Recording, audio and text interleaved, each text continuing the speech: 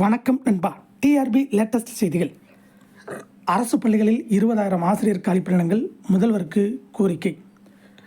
தமிழக அரசு பள்ளிகளில் காலியாக உள்ள 20,000 இடைநிலை ஆசிரியர் பணியிடங்களை அண்மையில் நடைபெற்ற பணி நியமன தேர்வு மூலம் நிரப்ப வேண்டும் என டெட் தேர்ச்சி பெற்ற இடைநிலை ஆசிரியர்கள் முதல்வர் மு.க.ஸ்டாலினுக்கு கோரிக்கை விடுத்துள்ளனர்.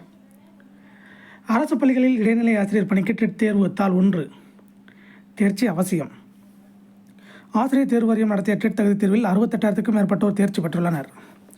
இந்த நிலையில் அரசு பள்ளிகளில் இடைநிலை ஆசிரியர் பதவியில் 2,563 காலியிடங்களை நிரப்புவதற்காக ஆசிரியர் தேர்வு வாரியம் கடந்த ஆண்டு ஜூலை மாதம் நடத்திய பணி நியமன போட்டித் தேர்வை 25,319 பேர் எழுதினர். இவர்கள் அனைவரும் டெட் தேர்வில் தேர்ச்சி பெற்றவர்கள். டெட் தேர்ச்சி பெற்றால் மட்டுமே பணி நியமன தேர்வை எழுத முடியும். அதில் 23,872 பேர் தேர்வு செய்யப்பட்டாலும் காலியிடங்களின் அடிப்படையில் 2,563 பேருக்கு மட்டுமே பணி வாய்ப்பு கிடைத்தது.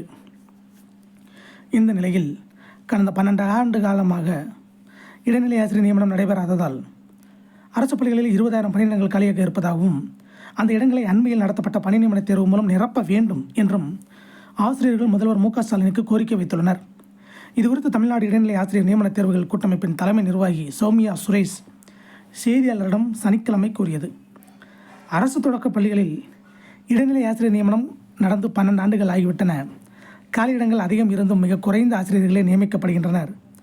எஞ்சிய இடங்களில் தற்காலிக ஆசிரியர்கள் நியமிக்கப்படுகின்றனர். கருணாநிதி முதல்வராக இருந்தபோது 2008 முதல் 2010 வரை 16,401 இடைநிலை ஆசிரியர்கள் நியமிக்கப்பட்டனர். அதேபோல் ஜெயலலிதா முதல்வராக இருந்த காலகட்டத்தில் 2011 முதல் 2015 வரை 20,920 பேர் நியமனம் செய்யப்பட்டனர். ஆனால் தற்போதைய திமுக ஆட்சியில் வெறும் 2,768 பேரை நியமிக்கவே அரசு நடவடிக்கை எடுத்துள்ளது. அரசு பள்ளிகளில் 20,000 காலிப்பணிகள் உள்ளதால் இந்த அனைத்து காலிப்பணிகளையும் தற்போது நடத்தி முடிக்கப்பட்ட பணி நியமன தேர்வு மூலம் நிரப்ப முதல்வர் மு.க.ஸ்டாலின் நடவடிக்கை எடுக்க வேண்டும் என்றார் அவர். இதை போன்ற